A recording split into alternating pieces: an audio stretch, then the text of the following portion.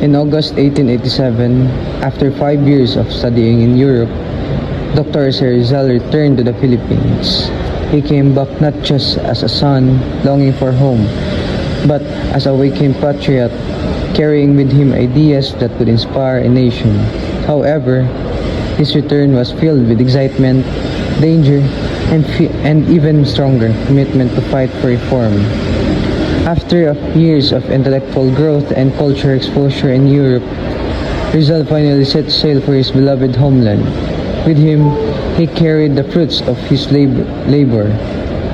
His revolutionary novel, Noli Me Tangere, which exposed the abuses of the Spaniards in the Philippines.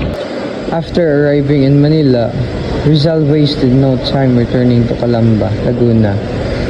There his family welcomed him with warmth and joy.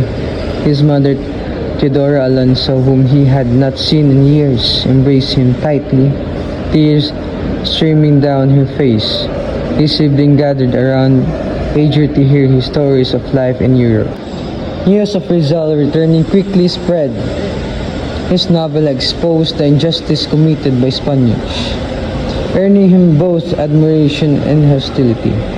The Spanish clergy, fearing the influence of his book, branded him as subversive and treated to colonial governor. Governor General Emilio Torrio, aware of the growing tension, summoned Rizal to his office.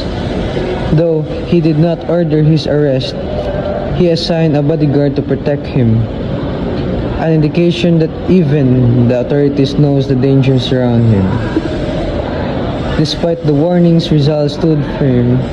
He defended his book, stating that it was not meant to incite rebellion, but to open the eyes of Filipinos to the truth. Even with growing threats against him, Rizal did not remain in hiding.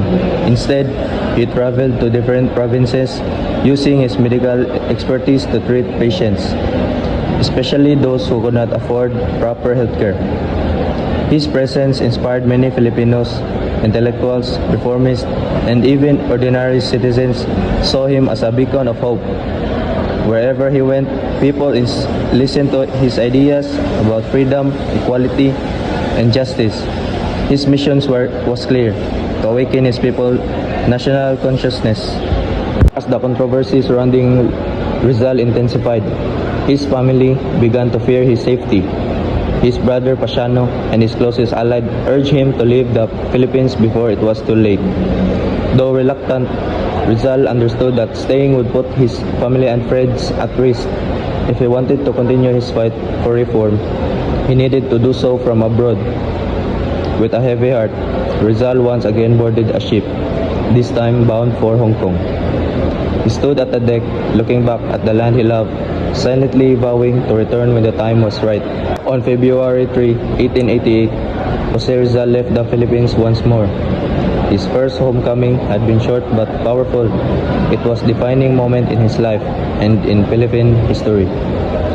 Though he departed, he had already planted the seeds of revolution. His novel had awakened the Filipino people, and his courage had shown them that change was possible.